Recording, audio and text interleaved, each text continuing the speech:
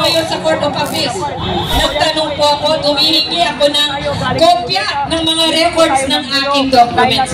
Halos ayaw po ako nang bigyan kahit nag-request ako ng letter. Hanggang sa nagwala po ako ng isang araw. Please po yun, last week pa lang. Siguro, ayaw nilang umabot sa kailan ang Court of Appeals. Pinapasok po ako ni Chief Justice Cunanan. Si Justice Cunanan po pinapasok sa akong sa Court of Appeals kinausap. Natapos na, alaman ko po. Yung kaso namin expropriation is, talo po pala ako sa kaso na wala akong kinalaman. Umusan pala yung kaso kong expropriation case na wala akong natatanggap anong kaso. Sabi ko, Diyos ko Lord, sabi ko, ano po to? Sabi ko kay Justice Cunanan, Justice Cunanan, gano'n po ba kalakas si Dong Gonzales? Hanggang dito po ba, nagtatanong lang, dito po sa Court of Appeals, nabibili po ba ang justisya para lang po ba sa mayayaman? Paano po kami mga mahihirap? Kaya dito po sa pananawagan ng pananalita ko, humihingi po ako ng tulong kung paano ko po malabanan si Dong Gonzales at DPW.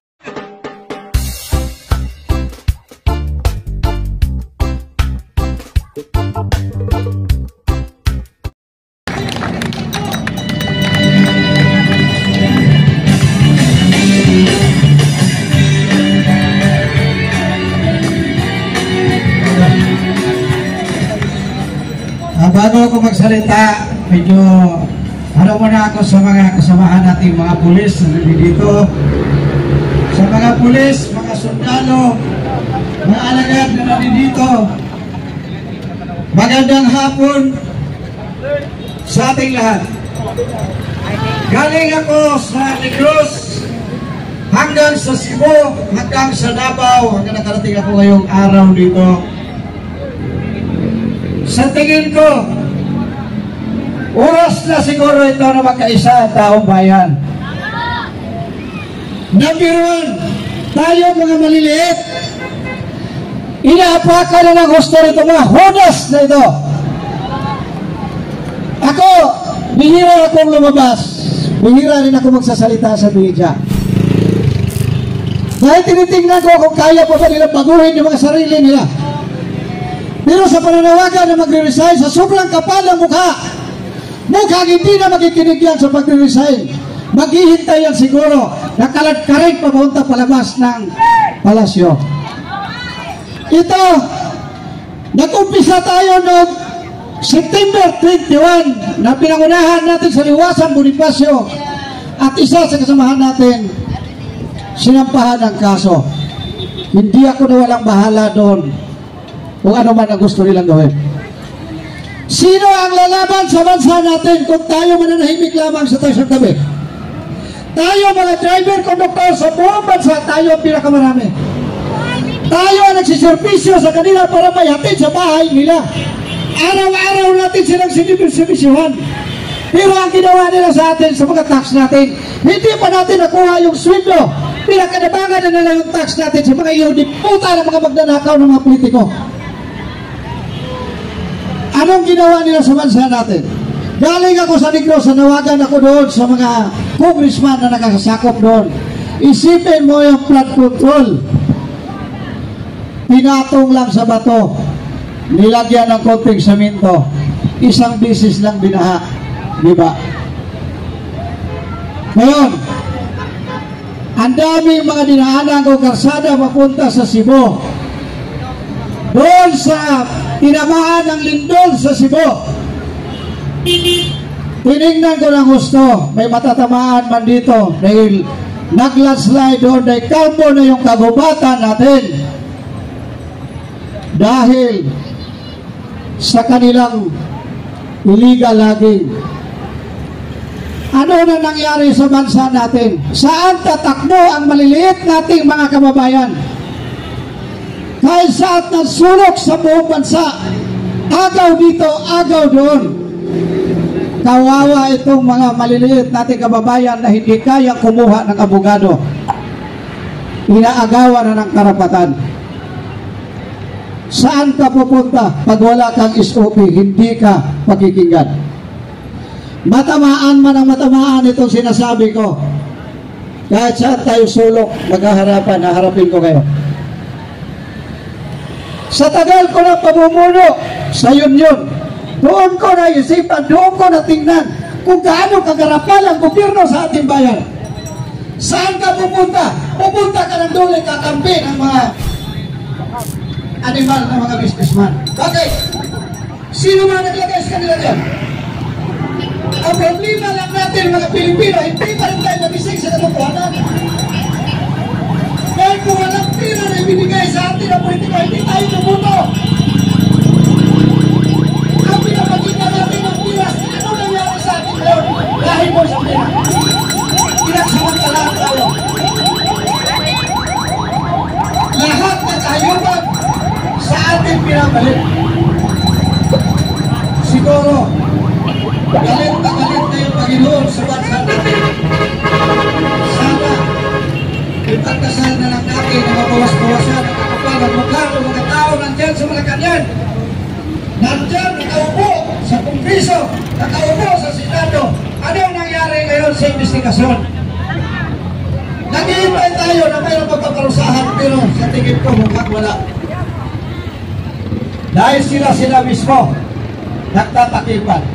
Sabi nila, hero daw ang presidente natin. Ngayon, ipapaliwanag ko sa inyo, yung sinasabi nila na si Presidente Marcos daw ay hero. Hindi ko alam kung saan siya nagiging hero. Ha? Puta ka, hindi siya hero. Bakit? Saan pa galing ang mundo natin ay nalinig sa Kongreso para pagati-hatiin ito? Di ba ang presidente ang nagdala roon? Magkano ang budget ka nun? Ang 2026? Baka hindi ninyo alam. 6.793 trillion bawat taon. Trillion ang itinataas natin. Ibig sabihin pala, bawat taon, trillion din ang tinataas na production natin. Trillion din ang dagdag ng tao natin. Para lang yung bahay. Nagububahan ka ng bahay, sige kang pangutang ka sa sasakyan, hindi ka magagawa yan. Uber manpower. Tapos sasabihin kayo, hero daw. Paano siya naging hero? Saan siya doon naging hero?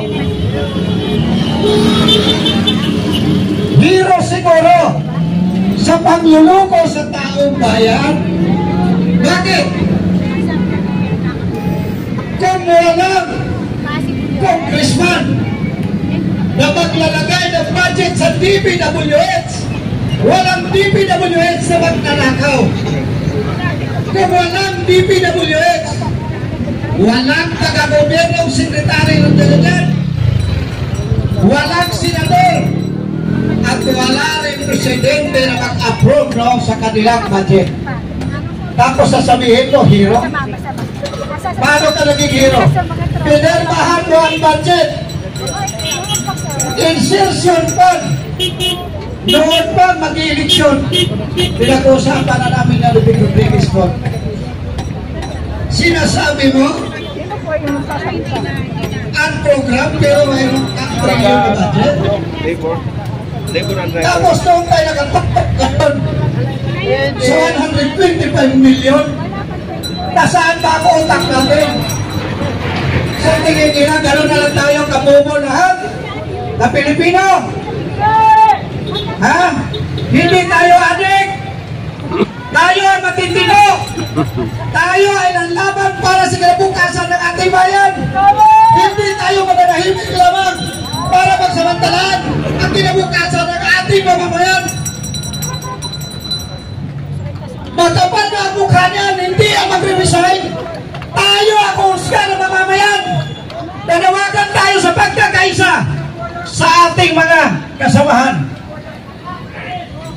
Oras na pagkakaisa.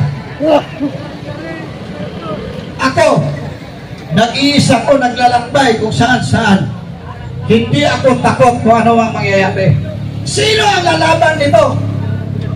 Hanggang saan tayo dadalhin sa kahanyupan ng ating gobyerno.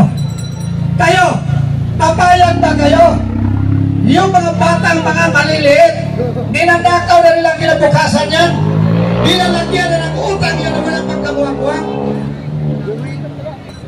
Lahat tayo dito magkagawa, kahit itong mga pulis magkagawa din yan. Hindi pa nakakarating sa bulsa nila ang kanilang mga sahod. Pero yan, bawas na sa tax natin na pinagsamantalaan nila. Wala na tayong mapupuntahan kung hindi tayo na ang aasa sa sarili na natin. Para naman doon sa mga vlogger, para doon sa mga vlogger na dinulugtungan, pinabawasan ng mga kwento, mag-ingat kayo, may hangganan lahat yan. Hindi natutulog ang Panginoon. Baka pinakain mo sa kalukuhan yung pamilya mo dahil sa pag-vlog mo, na kalukuhan para sirain ang kapwa mo Pilipino. May hangganan lahat yan. Babawiin sa'yo yan. Kumindig ka matino, ipaglaban mo ang tama na hindi ka bulag, nakikita mo na ang raksahan ngayon na pagkanakaw sa ating bayan. Hindi lang flood control ang may ghost project. Ngayon, tayo mga mamamayan, turuan natin kayo para kayo naman mag-survey isa-isa doon sa inyong mga probinsya. Hindi lang sa natuklasan ko, hindi lang kakontrol. May ghost project. Mayroon tayo mga dinaanan na karsada, kalahati lang at tinapos kadabuhan na. So, ginawa ko po ngayon sa Court of Appeals. Nagtanong po ako, humihingi ako ng kopya ng mga records ng aking documents. Halos ayaw po ako nang bigyan kahit nag-request ako ng letter. Hanggang sa nagwala po ako ng isang araw. Miyerkules po yun, last week pa lang. Siguro, ayaw nilang umabot sa kailan ang Court of Appeals. Pinapasok po ako ni Chief Justice Cunanan. Si Justice Cunanan po pinapasok sa akong sa Court of Appeals kinausap. Natapos na, alaman ko po, yung kaso namin expropriation case, talo po pala ako sa kaso na wala akong kinalaman. Umusad pala yung kaso kong expropriation case na wala akong natatanggap anong kaso. Sabi ko, Diyos ko Lord, sabi ko, ano po to? Sabi ko kay Justice Cunanan, Justice Cunanan, gano'n po ba kalakas si Dong Gonzales? Hanggang dito po ba, nagtatanong lang, dito po sa Court of Appeals, nabibili po ba ang justisya para lang po ba sa mayayaman? Paano po kami mga mahihirap? Kaya dito po sa pananawagan ng pananalita ko, humihingi po ako ng tulong